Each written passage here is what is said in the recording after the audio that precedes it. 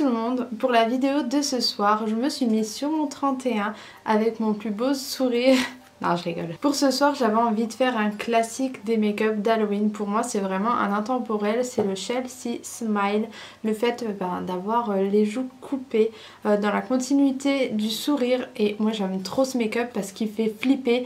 Il n'y a pas besoin de faire un énorme maquillage des yeux, mais en tout cas, juste la bouche et les lentilles, ça fait son effet. En plus, je trouve que même si vous mettez le masque, c'est jamais hein, avec les lois sanitaires et vous l'enlevez, franchement ça fait trop son effet, vous allez pouvoir faire flipper tout le monde. En ce qui concerne la date et l'heure d'aujourd'hui, on est le dimanche 20 septembre et il est 21h01. N'hésitez pas à vous abonner à ma chaîne si ce n'est pas encore fait pour voir tous les autres make-up d'Halloween et de me suivre également sur Instagram car c'est là-bas que je mettrai les photos des make-up. Et donc si ça vous intéresse, je vous laisse avec le tuto de ce look très glamour. Let's go! Je commence par appliquer mes lentilles qui viennent du site Fashion Lentilles. Je vous le recommande à 100% pour tout ce qui est lentilles fantasy. J'ai même un code promo pour vous qui vous donne moins 25% sur votre commande, donc ça vaut grave le coup. Et je vais tout simplement faire comme d'habitude. Je fais mes sourcils, j'applique ma base P. Louise et je vais commencer le make-up des yeux. Donc je vais prendre tout simplement un fard noir et je vais En fait, je vais commencer mon maquillage pour faire un cut crease. Donc vous prenez un fard noir de n'importe quelle palette. Je vais bien monter le fard jusqu'au sourcil. Comme je vous l'ai dit dans la vidéo d'avant-hier, vous pouvez y aller au niveau du make-up. On vous dira jamais que c'est trop vu que c'est Halloween. Donc là, je vais faire mon cut crease. Si ça vous intéresse, j'ai fait une vidéo sur comment faire un cut crease nickel.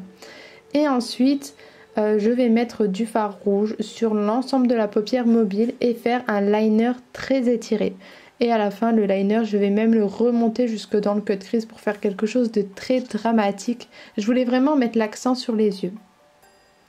Je vais appliquer une paire de faux cils bien fournis. Donc ceux-là viennent de chez Primark, qui sont top. Et maintenant, on passe au maquillage effets spéciaux. Donc je vais prendre de l'artex en fait, c'est du silicone avec deux phases, il y a deux pots, il y a un pot A et un pot B. Donc je vais mélanger ensemble sur ma petite palette en acier inoxydable et à l'aide de ma spatule également en acier inoxydable. Ensuite je vais faire les marquages au niveau de mes joues avec un crayon à sourcils et je vais ensuite déposer le produit. Donc je vous l'avais dit, pour la technique du doigt tranché, faites-le petit à petit. Appliquez-vous. Là je vais également aplatir les bords pour qu'il n'y ait pas de démarcation et que la blessure soit... Enfin qu'on croit que c'est une vraie blessure en fait. J'aplatis bien. Je le fais également de l'autre côté. Donc mettez vraiment petit à petit car c'est un produit qui coule un peu. Et ensuite il va sécher. Maintenant qu'il est sec, je vais décoller l'intérieur de la blessure pour que ça fasse vraiment peau tranchée, peau arrachée. Et c'est génial car avec l'artex, on croirait vraiment que c'est ma peau, ça a une bonne texture. Ensuite, je vais poudrer tout ça pour enlever l'effet de brillance, pour que ça ne colle pas. Et pour mieux travailler par la suite. Donc je poudre aussi un petit peu l'intérieur vraiment pour que ça fasse un effet peau décollée en fait. Maintenant je vais appliquer mon fond de teint. J'essaie de pas trop appliquer le fond de teint sur le silicone pour pas que ça s'enlève parce que c'est quand même un petit peu fragile au moment où je mets le fond de teint. Et de toute façon ça sera recouvert par le faux sang. Donc là je vais faire mon teint comme d'habitude. Je mets aussi l'anti-cerne. Après je vais poudrer. Et je vais également faire un mini contouring juste pour me donner... en fait qu'on voit que je suis vivante quoi.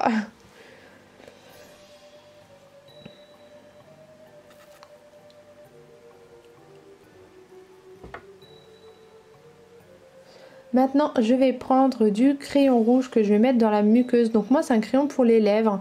Mais faites quand même attention. Moi je sais que j'ai aucune réaction en mettant du crayon pour les lèvres dans la muqueuse. Mais faites quand même attention. Tout le monde n'est pas fait pareil. Et ensuite avec le même crayon je vais faire des croix sous les yeux. Je trouvais que ça allait bien avec le make-up. Et je vais réintensifier tout ça avec un fard rouge. Je vais faire mes sourcils. Donc je vais prendre un crayon noir pour les faire plus foncés que d'habitude. Je voulais vraiment faire peur en fait.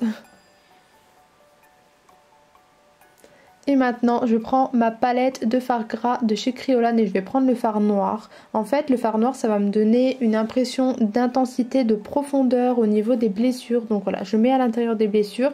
Je le mets aussi un petit peu au niveau des lèvres pour voilà donner un effet malade. Et ensuite je vais prendre le fard rouge foncé. Donc si vous n'avez pas de fard gras c'est pas grave, vous pouvez prendre un rouge à lèvres, hein. On trouve toujours des alternatives. Et en fait voilà, je vais rougir la blessure, je vais mettre avec mes doigts sur les bords de la blessure. Ensuite on passe au faux sang, donc prenez le faux sang que vous avez, moi je prends celui de chez Kryolan qui est foncé. Je vous mettrai directement la référence dans la barre d'infos. Donc je mets dans la blessure et je vais aussi en mettre au niveau des croix. Le but étant que ce soit des gouttes qui coulent toutes seules. Mais bon, je les ai un petit peu aidées quand même parce qu'elles ne coulaient pas toutes seules. Je vais rajouter encore plus de faux sang, j'ai aussi envie qu'il y ait des gouttes qui dégoulinent pour que ce soit bien gore, bien dégueu. Et ensuite je prends un petit goupillon et je fais des éclaboussures, vous pouvez le faire aussi avec une éponge à barbe.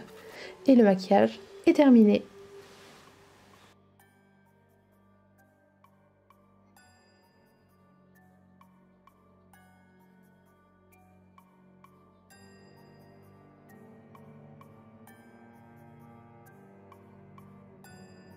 Voilà, le tuto de ce look est terminé, j'espère que ça vous a plu, j'espère que vous allez le reproduire et si c'est le cas, comme tous les autres make-up d'Halloween, n'hésitez pas à m'envoyer votre photo le soir d'Halloween, moi ça me fera très plaisir de voir que vous avez réalisé un de mes nombreux make-up. Et donc en attendant la vidéo de demain, je vous fais plein de gros bisous.